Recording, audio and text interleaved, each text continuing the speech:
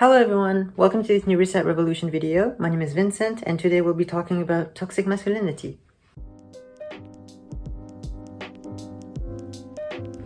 Alright, so before we dive in, I think I need to make a few disclaimers.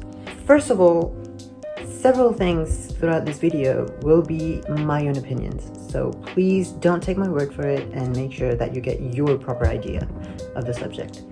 The second one is that I think it is important to differentiate men and toxic masculinity. All men aren't toxic.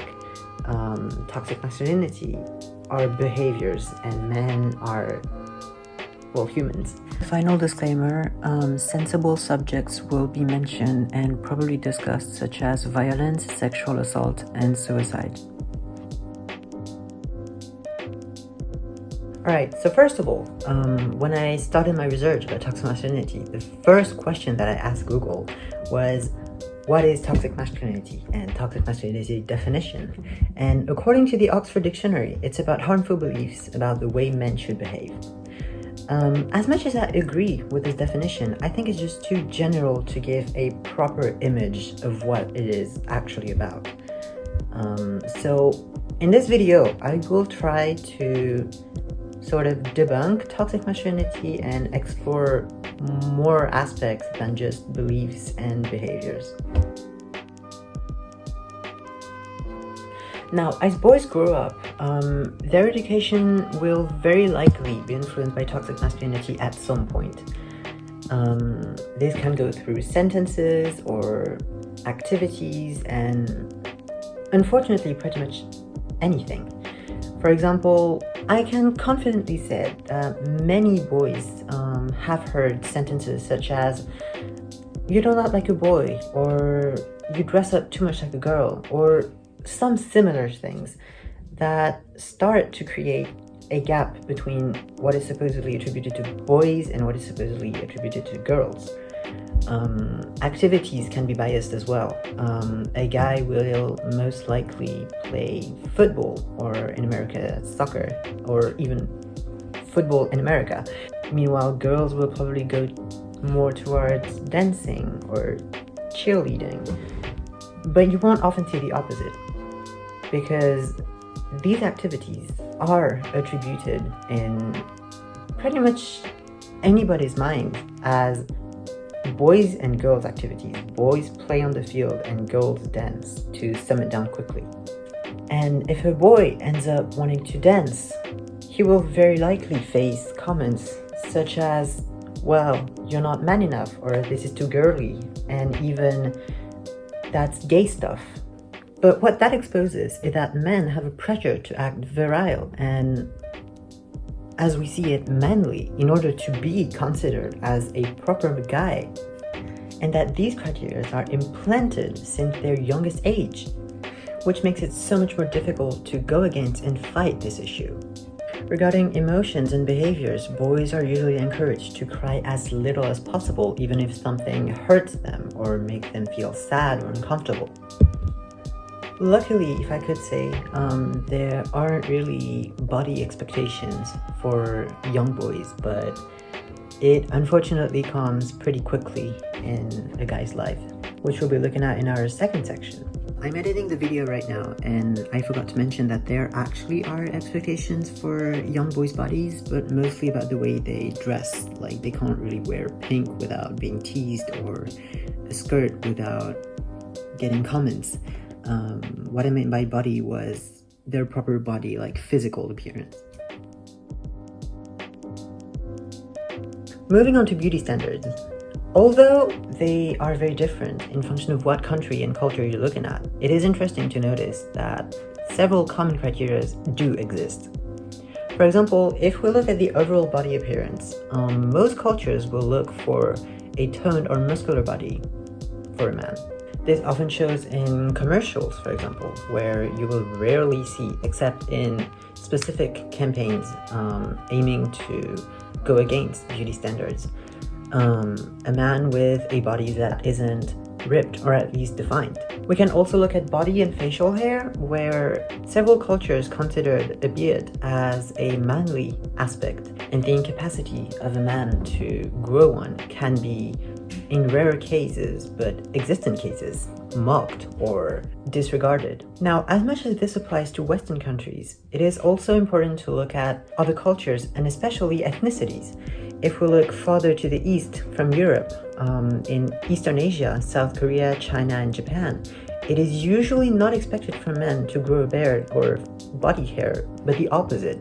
We can make a parallel with K-pop as it expanded globally in the past few years. We all have noticed, if we ever watched a K-pop video, that singers and the top-looking men usually have a very smooth face and body. Now, I think it remains important to look at how going against these beauty standards is looked at in all of these cultures. In the Western world, for example, if a man doesn't show facial hair, or simply shaves it, or just can't grow it, it is often looked at as a sign of youth or immaturity. Meanwhile, in Eastern Asia, a man with a beard can either be looked at an elder or someone dirty. Looking at these two cultures and their beauty standards, something may have popped up to your ear. Both cultures considered a hairless face young, but look at it in two different ways. Western world will look at it as immature, while Eastern Asia will praise this young look. So in the end, men also have a pressure on the way they look, and being too skinny, for example, might be seen as a sign of femininity, which we recall is supposed to be avoided if you want to be a real man. So if we were to summarize beauty standards for men, they are sort of expected to look different from women. A muscular body compared to a skinny or hourglass body in function of the culture, and only Eastern Asia and Brazil exclude body and facial hair from the equation for both genders. Now, the third point that we'll be looking at when talking about toxic masculinity is how men deal with their feelings and emotions. As we mentioned earlier, for boys, we aren't taught to talk about our emotions and feelings. We are usually taught to bottle them up instead of releasing them. And unlike women who seem to be less conflicted about expressing how they feel, men aren't supposed to do it because, once again, it makes us look vulnerable, which, as I posted a survey on my Instagram story, several people mentioned the fact that men in toxic masculinity aren't supposed to cry. And that is an argument that I've seen in many other places on my Instagram story. Several articles talk about it, videos talk about it, celebrities talk about it. I'm thinking about Justin Baldoni, for example, who often talks about his father not being ashamed of crying. And as surprising as this may sound, it is actually a game changer. We have also been putting a gender on emotions. Men aren't supposed to cry or to show any sort of sadness. It has become a woman thing. And boys are being told this from their youngest age, which unsurprisingly causes guys to bottle up their feelings, and they tend to seek help in much smaller proportions than women do. It, again, unsurprisingly impacts suicide rates, as these graphs about suicide by gender in the US and South Korea show it. So I didn't mention it earlier, but the fact that men tend to talk less about their emotions and struggles make them way lonelier compared to women overall, hence the previously shown data. All of these elements unfortunately leads us to a situation where violence can be praised when coming from a man. For example, if we take this case of France, domestic abuse used to be called crime of passion, as we sort of considered that the man couldn't necessarily express his love for his partner otherwise than through violence. In other cases, it is praised for the sake of the man to keep control, such as in the first example of defending his girlfriend. Now, just as men are expected to be strong mentally, the body they are supposed to achieve also brings expectations about a man's ability to, for example, defend their girlfriend. The talk it out option, as much as being seemingly more and more recognized and accepted, keeps a very poor connotation such as weakness and fear from the previously mentioned guy. As for keeping control of everything, toxic masculinity can lead to a disrespect of crucial elements such as consent. If we go into pop culture, we can look at Disney movies. In Snow White or Sleeping Beauty, both princesses are unconscious when being kissed by the prince. This being said, they could not give their consent, and the person in control of the situation ended up doing things his way. as much as the time period is to take into consideration. The fact that children still watch these movies nowadays may give them, and especially boys, the wrong idea that it is okay to kiss someone in their sleep. Now, slipping towards consent, toxic masculinity can also end up being dangerous for men in case of sexual assault. The idea that virile men are always consensual often makes it even harder for male victims to speak up about what may have happened to them. And reactions such as, well, lucky you, or simple disbelief have often been reported by male victims. As much as the transition might not be evident to make, all these physical and behavioral criteria can cause a friction between heterosexual cisgender men and the LGBTQ+ community. Indeed, the cliché of LGBTQ+ men include an attitude considered as rather feminine, colorful clothing usually associated to women in several cultures, and that, among other factors, can very easily create a homophobic mindset. The idea of a man adopting some feminine codes can end up feeling unacceptable or weird as a result of toxic masculinity, therefore making it harder for some men to accept another vision of sexuality, so entirely turned towards women versus more open, or just turn the other way around towards men, from men to men instead of men to women, or manlyhood, which they might not consider it as valid as it doesn't necessarily fit in the idea of toxic masculinity. And one last point about toxic masculinity is the barrier it seems to represent towards activism. Indeed, a mere 22% of Reset Revolution's followers are guys, and these statistics don't seem to be an exception. Citing Justin Baldoni on his TED Talk, Why I'm Done Being Man Enough, only 11% of his followers were men when he mainly approached feminism on his Instagram account. This means that most of the people speaking up about toxic masculinity are women, and as much as it shouldn't be this way, this may create kind of a lack of credibility, considering the issue is being discussed partially from the outside.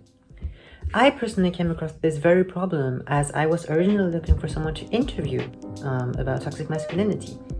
As I googled it, over 3 pages of articles on Google, only 2 articles were actually written by men, and they were actually written several years ago. So in the end, to summarize the issues of toxic masculinity, I think we can easily put them into bullet points. The first one being isolation and struggle to open up about their feelings, increasing suicide rates. The second one is the praise of violence in different contexts, okay, but it remains violent behaviors being praised. The third one, linked to the second one, is the possible disregard men may have towards consent, as they may feel like the dominant or powerful person in a situation. And fourth, men are being put in danger regarding sexual assaults toward them, as what led them throughout their life may end up locking them into shame regarding what they may have been through. According to several testimonies, men often feel ashamed about the fact that, among other factors, they ended up being in a position their gender isn't supposed to be in according to the mores. And finally, toxic masculinity enhances homophobic behaviors by going against it in many ways. But how can we fight toxic masculinity? First things first, it seems to start with people around you. Groups of guy friends often have spoken or unspoken rules, generally referred to as the bro code. As much as it goes from not seducing a friend's sister or liking the same person as one of your friends, it can go as far as covering up sexual offenses, going from harassment to assault. Even though this should be obvious, it isn't always the case, and as well as being destructive for the victim, it perpetuates rape culture, such as the Steubenville high school case. On a more common set of events, speak out about the sexist or homophobic or racist jokes. And finally, the easiest way to fight it seems to simply go against it. If you feel like crying, cry. If you feel the need to open up, go for it. It'll help both the situation to its scale and yourself. Thank you for watching today's video. I hope you enjoyed it. If you did, please like it and subscribe, or follow us if you're on Instagram. Don't hesitate to ask questions or add information in the comments, and if requested or needed, I will definitely make a new video. See you next week.